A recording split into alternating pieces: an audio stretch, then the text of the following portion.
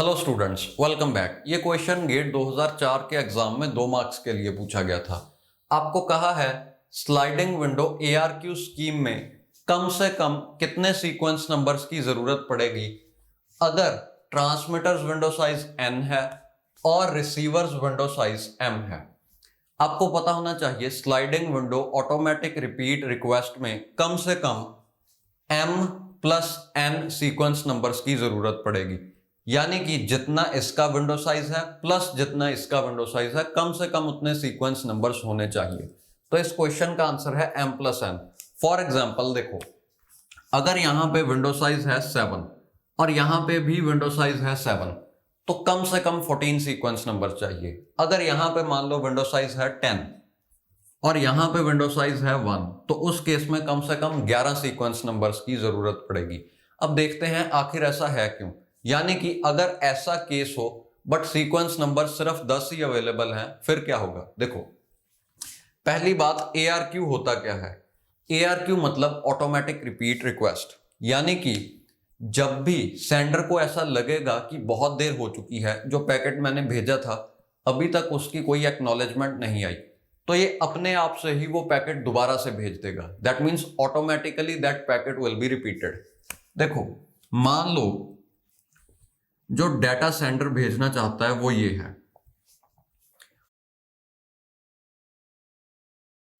और मान लो यहां पे विंडो साइज है 3, यहां पे विंडो साइज है 1। विंडो साइज 1 होने का मतलब कि हम गो बैक एन यूज कर रहे हैं, क्योंकि गो बैक एन में ही रिसीवर का विंडो साइज 1 होता है। स्लाइडिंग विंडो प्रोटोकॉल दो तरह से इंप्लीमेंट की जा सकती है, गो बैक एन या SR। ओके, हम गो बैक एन की मदद से इस कॉन्सेप्ट को समझेंगे। अब देखो, मान लो हमारे पास दो ही सीक्वेंस नंबर्स हैं, 0 और 1। एक्चुअली हमें 4 सीक्वेंस नंबर्स की जरूरत पड़ेगी, क्योंकि 3 + 1 = 4, तो कम से कम 4 चाहिए। हम देखते हैं कि अगर दो ही हो तो क्या होगा। देखो, सेंडर क्या करेगा, ये पहला फ्रेम प्रिपेयर करेगा, उस फ्रेम को पहला सीक्वेंस नंबर जो अवेलेबल है वो सीक्वेंस नंबर देगा और उसे भेज देगा। अब ये पैकेट या फ्रेम ट्रांसमिट हो चुका है, बट टेम्परेरीली हम इस फ्रेम को विंडो में भी रखेंगे, यानी कि ये यहां पे भी सेव हो जाएगा। क्योंकि हो सकता है कि रास्ते में ये पैकेट डिस्ट्रॉय हो जाए, या किसी वजह से रिसीवर इसे डिस्कार्ड कर दे, या फिर ये पैकेट करप्ट हो जाए। तो n नंबर ऑफ रीजंस हैं कि हमें ये पैकेट रीसेंड करना पड़ सकता है। ओके, अब उन पैकेट्स को विंडो में सेव किया जाता है जो ट्रांसमिट तो हो चुके हैं बट अभी तक उनकी एक्नॉलेजमेंट नहीं आई, यानी कि रिसीवर ने कंफर्म नहीं किया कि ये पैकेट उसे सही सलामत मिल गया। तो ऐसे पैकेट्स यहां रखे जाएंगे। अब क्योंकि विंडो में जगह है तो हम अभी एक और पैकेट भेज देंगे बिना इसकी एक्नॉलेजमेंट की वेट किए। तो इसे पैकेट नंबर 1 कहो और इसे भी भेज दो। देखो, अगला सीक्वेंस नंबर जो अवेलेबल था हमने इसे दिया और इसे सेंड कर दिया। टेम्परेरीली ये यहां पे सेव्ड है। अब रिसीवर देखेगा, सॉरी सेंडर देखेगा कि विंडो में जगह है तो अगला पैकेट भी प्रिपेयर करेगा, बट यहां पे कोई और सीक्वेंस नंबर ही अवेलेबल नहीं। ये दोनों रीयूज हो नहीं सकते, क्योंकि ऑलरेडी इसी नाम से विंडो में पैकेट्स पड़े हैं, तो हमें एक और सीक्वेंस नंबर की जरूरत पड़ेगी। मान लो वो सीक्वेंस नंबर है 2, तो इसे पैकेट नंबर 2 कहो और भेज दो। अब ये पैकेट नंबर 2 टेम्परेरीली विंडो में वेट करेगा। रिसीवर साइड पे देखो क्या होगा, कभी ना कभी इसे ये पैकेट नंबर 0 मिलेगा, वो विंडो में आ जाएगा, विंडो से ये पैकेट कंज्यूम कर लिया जाएगा। अब पैकेट नंबर 0 इसे मिल तो चुका, बट अभी तक इसने एक्नॉलेजमेंट नहीं भेजी। मान लो इसने एक्नॉलेजमेंट भेज दी और वो गुम गई। उसके बाद इसे पैकेट नंबर 1 और 2 भी मिल गए, उनकी भी एक्नॉलेजमेंट इसने भेज दी, बट वो रास्ते में गुम गई ड्यू टू सम रीजन। तो पैकेट नंबर 0, 1 और 2 यहां पे बिल्कुल ठीक ठाक हालत में पहुंच चुके हैं। तो ये डाटा जो हमने भेजा था वो एज इट इज यहां पे पहुंच चुका है। ओके, अब इस डायग्राम की मदद से समझो कि क्या हो रहा है। सेंडर ने तीनों पैकेट्स भेजे, ये तीनों पैकेट्स रिसीवर को मिल गए और उसने एक्नॉलेज भी कर दिया कि ये तीनों पैकेट्स मेरे पास आ चुके हैं, बट रास्ते में ये एक्नॉलेजमेंट्स गुम गई। ये पैकेट थे 0, 1 और 2।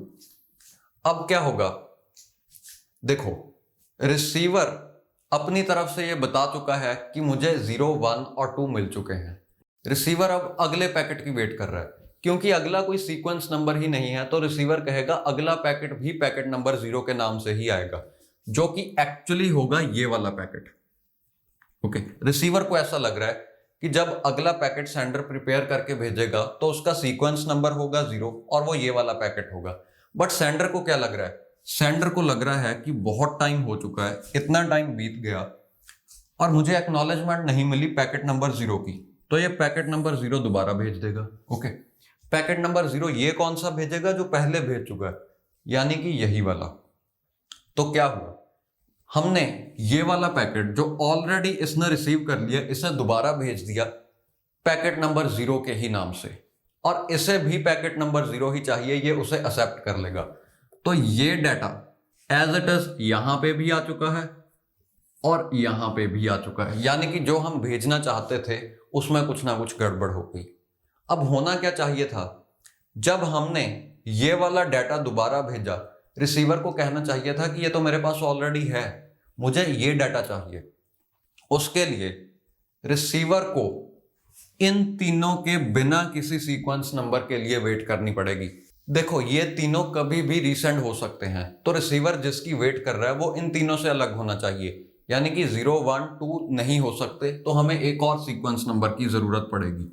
अगर ऐसा होता कि रिसीवर ने देखा कि 0, 1, 2 मुझे मिल गए, अब मुझे सीक्वेंस नंबर 3 की जरूरत है, उस केस में क्या होगा?